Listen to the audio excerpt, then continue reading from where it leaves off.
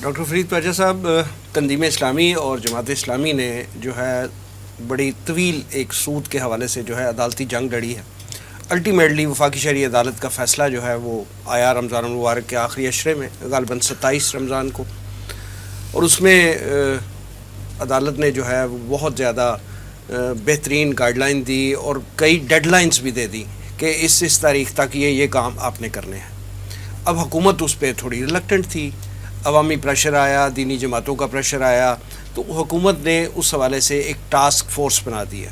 آپ یہ فرمائیے کہ اس ٹاسک فورس کی اب تک کی جو کارکردگی ہے، کیا آپ اس سے مطمئن ہیں؟ اچھا، یہ تحالی کہ یہ فیصلہ جو تھا یہ بہت ہی واضح فیصلہ ہے، یعنی اس میں کوئی ابہام نہیں تھا.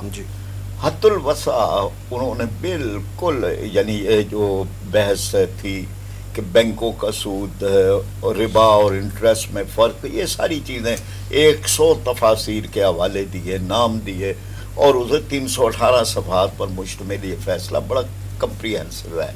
اچھا، اس میں انہوں نے ساتھ بتا بھی دیا، اور یہ مدت بڑی کھلی مدت دی، یعنی عام طور پر 6 مہینے یا سال کی مدت پہلے فیصلوں میں دی گئی کہ حکومت سودی قوانین کو بدلے، لیکن انہوں نے 5 سال کی مدت دی سارے معاشی نظام کو سود سے پاک کرنے کی، جس میں پہلے جو ہے وہ 1 تاریخ تو گزر چکی ہے، دوسری تاریخ جو ہے وہ ابھی 31 دسمبر 2022 ہے، اور تیسری تاریخ جو ہے وہ 31 دسمبر 2027 ہے.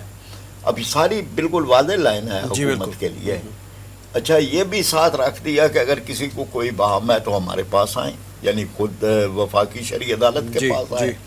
لیکن حکومتوں کی اشیر بعد سے اور ان کی پلاننگ کے تحت بینک سپریم کورٹ کے پاس چلے گئے، اور اس وقت 26 درخواستیں وہاں پر موجود ہیں. اسٹیٹ بینک میں، اسٹیٹ بینک بھی اس میں شامل ہے، نیشنل بینک بھی جو حکومت کا ہے وہ بھی شامل ہے.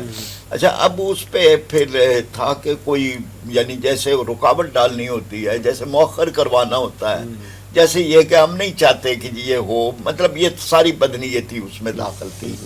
اسی میں جب تھوڑا سا پریشر پڑا تو انہوں نے ایک ٹاسک فورس ہے. یہ صحیح ہے، آپ نے ذکر بھی کیا، دینی جماعتیں 3 اس وقت اقتدار کے اندر شامل بھی ہیں، جس میں جمعیت علماء اسلام بھی ہے، مرکزی جمعیت اہل حدیث بھی ہے، اور جمعیت علماء پاکستان بھی ہے. اب یہ تھا کہ ذمہ داری تو سب سے زیادہ ان دینی جماعتوں پہ پہلے آتی ہے کہ جو اس میں شامل ہیں. ایک ویلکم کرنے کا ایک کمزور سا بیان مفتاح اسماعیل کا تھا، حکومت نے ویلکم نہیں کیا سرکاری سطح پہ کہ ماشاءاللہ بڑا اچھا اس عدالتی فیصلے کو، اس فیصلے کو. پھر اس کے بعد جب یہ پریشر ہوا تو ایک ٹاسک فورس قائم کر دی، نام اس کا ٹاسک فورس رکھا گیا. ٹاسک فورس ایک لفظ کے اندر ہی یہ بات ہوتی ہے کہ ایک ٹاسک ہے ان کے پاس ہے اور اس ٹاسک کو کرنا ہے. یہ نہیں ہے کہ جی وہ اس کے پاس کو کھلا ایجنڈا ہوتا ہے.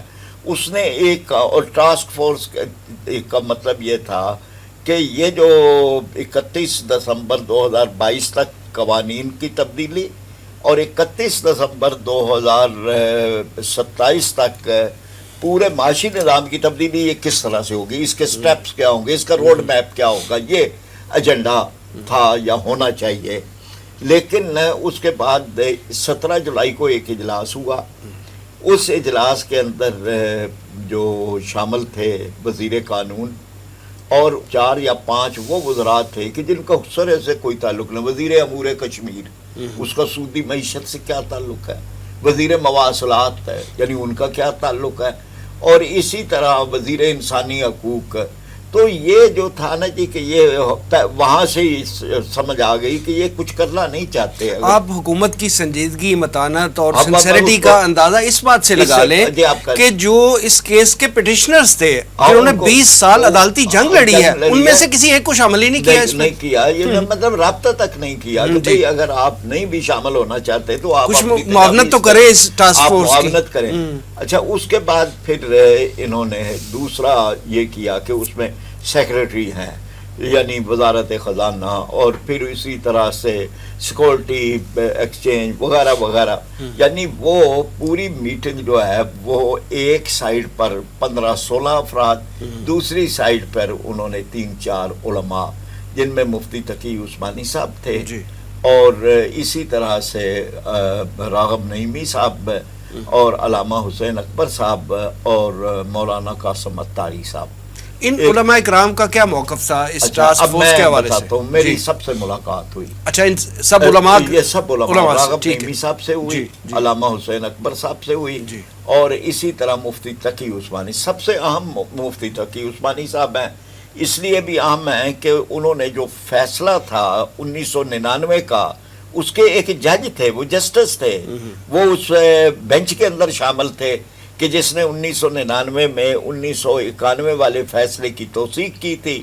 ان کی رائے بڑی اہمیت رکھتی۔ میری ابھی پچھلے دنوں کراچی میں ان سے ملاقات ہوئی، اور میں گیا ہی اس لیے تھا تاکہ ان سے بات کی جائے اور انہیں کہا جائے کہ آپ اس سارے معاملے میں یہ ٹاسک فورس کے ذریعے سے اگر انہوں نے کہا پہلے تو کوئی ٹاسک فورس ہے ہی نہیں، تو اہم ترین سٹیٹمنٹ یعنی اس ٹاسک فورس کی کریشن فارمیشن ہی نہیں ہوئی۔ ہاں، کوئی فارمیشن یہ کہا مولانا تقی عثمانی صاحب نے۔ انہوں نے کہا جی ایک میٹنگ بلائی گئی، اور اس میٹنگ میں ایک بڑا ایجنڈا تھا، یعنی ٹی او آر جو تھے، ان ٹی او آر کے اندر یہ بات شامل تھی کہ جی وفاقی شرعی عدالت کے فیصلے کے اندر کیا کیا نقائص ہیں، اور انٹرنیشنل جو معاملات ہیں اس کو ہم کیسے حل کریں، یعنی نیشنل کو حل کرنے کی تو توجہ کوئی نہیں ہے، اور سودی نظام کو ختم کرنے کی کوئی بات ہی اس میں نہیں ہے۔ تو انہوں نے کہا جی کہ میں وہاں یہ بات کر کے آیا ہوں کہ جب تک آپ پٹیشنز جو ہیں وہ واپس نہیں لیتے، اس طرح کی ٹاسک فورس یا اس طرح کی کسی کمیٹی اور کمیٹی میٹنگ کا کوئی فائدہ نہیں ہے۔ تو گویا کہ ایک لحاظ سے وہ زیرو پوائنٹ پہ کھڑی ہے بات، کوئی اس میں پیش رفت نہیں ہے، نہ کوئی ہو سکتی ہے۔ جہاں بدنیتی شامل ہو وہاں کچھ نہیں ہو سکتا۔ اگر حکمران چاہیں تو انہیں کسی عدالتی فیصلے کی بھی ضرورت نہیں ہے، یعنی آئین پاکستان کا آرٹیکل 38 ایف تو انہیں پابند کرتا ہے، اس میں تو ایز ارلی ایز پاسبل کا لفظ شامل ہے، اور 50 سال ہو گئے، نصف صدی گزر گئی ہے۔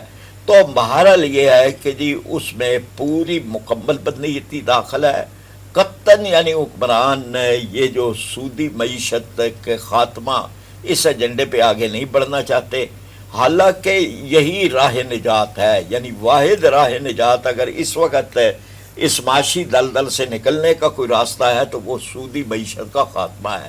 تو اس میں جو تھا آپ کا سوال، تو اس میں کوئی امید نہیں ہے، یعنی یہ بات کہ جی حکومت کچھ کرے۔ اب یہ کہ ذمہ داری پھر انہی جماعتوں یا علماء پر آتی ہے کہ جو بہرحال اس وقت اقتدار کے ایوانوں میں موجود ہیں، پارلیمنٹ میں موجود ہیں۔ ہمارے تو جماعت اسلامی کے ایک ممبر ہیں، انہوں نے افضل اکبر چترالی، انہوں نے پہلے ہی یعنی ایک پرائیویٹ بل بھی دیا ہوا ہے سودی معیشت کے خاتمے کا۔ تو اس لحاظ سے یعنی یہ ان پر بھی آتی ہے، اور اسی طرح سے ہم سب پہ آتی ہے، جماعت اسلامی، تنظیم اسلامی سب پہ آتی ہے کہ ہم اتنا ماحول کریٹ کر دیں کہ حکمران مجبور ہوں۔ یہ ابھی یہ تو نہیں ہے تماشا کہ اسلامی جمہوریہ پاکستان میں 33 سال ہمیں عدالتوں میں پھرتے گزر گئے ہیں، اور یہ ظالم سود کو جاری رکھنے پہ بضد ہے۔ یعنی کیوں، کس وجہ سے، کون سی آئین کی شکل ان کو اس بات کی اجازت دیتی ہے کہ یہ ظالمانہ یہ سودی نظام چلاتے رہیں، جبکہ آئین ہماری طرف ہے، یعنی جو لوگ عدالتوں میں گئے ہیں آئین تو ان کی طرف ہے۔ آئینی طور پہ دیکھا جائے تو ہم تو 30 سال پیچھے والی پوزیشن پہ اس وقت کھڑے ہیں، کیونکہ 91 میں بھی جب فیصلہ آیا تھا اس وقت جو ہے وہ ایک بینک نے اپیل کر دی تھی، ابھی کئی بینکوں نے مل کے اپیل کر دی ہے، تو سٹیٹس کو کس سچویشن ہے 30 سال بعد؟ وہی ہے، یعنی اس لیے یہ بات جو ہے نا جی، چاہے کوئی حکومت، آج کی حکومت ہے، ماضی کی حکومت ہے، اس دوران آنے والی ساری حکومتیں ہیں، فوجی حکومتیں ہیں، غیر فوجی حکومتیں ہیں، وہ ساری ذمہ دار ہیں، اور وہ سارے کٹہرے میں کھڑے ہیں کہ جو اس میں وہ یہ جواب دیں کہ وہ کیا کر رہے ہیں۔ اس وقت یہ جو ٹاسک فورس جو آپ کا بنیادی سوال تھا، کوئی ٹاسک فورس نہیں ہے، اور نہ کوئی ٹاسک فورس کا اگلا کوئی اجلاس کیا گیا. 17 جولائی کے بعد اب 17 اگست بھی گزر گیا ہے, نہ کوئی اجلاس کیا گیا نہ اس طرف. اور باقی ممبران بھی جتنے تھے, یعنی جن سے میں نے آپ کو بتایا کہ میری ملاقات ہوئی ہے, وہ بھی کوئی پرجوش نہیں ہے. نہیں, وہ بھی یہی سمجھتے تھے کہ یہ ایسی ڈنگ ٹپاؤسا ایک کاروائی کی گئی ہے, اس کے پیچھے وہ حقیقی جذبہ موجود نہیں ہے.